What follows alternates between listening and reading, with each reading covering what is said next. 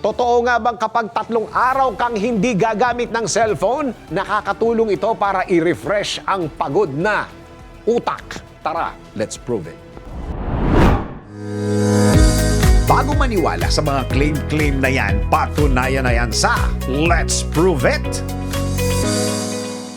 Ayon sa ilang mga eksperto mula sa Healthline.com na ang patuloy na paggamit ng mga gadget at cellphone ay may epekto sa ating mental health. Ang constant na exposure sa mga notifications, social media at information ay nagiging sanhi ng mental fatigue at information overload. Dagdag pa sa isang pag-aaral ng University of California, ang pagpos o pagtanggal ng digital distraction sa ating buhay tulad ng hindi paggamit ng cellphone sa loob ng ilang araw ay makakatulong sa pag-recharge ng utak at pagpapabuti ng focus. At digital detox ay isang paraan upang makapagpahinga ang ating utak mula sa sobrang stimulus. Sa 3 araw na walang cellphone, mas makakaramdam tayo ng mental clarity at relaxation. Bukod dito, sinabi ni Dr. Catherine Price, ang pagbibigay ng break sa ating utak mula sa technology ay nagbibigay daan sa mas malalim na pagpapahinga at mas malinaw na pag-iisip. Kaya naman, ang simpleng hakbang ng pagtigil sa paggamit ng cellphone sa loob ng 3 araw ay maaaring magbigay ng positive effect sa ating mental health,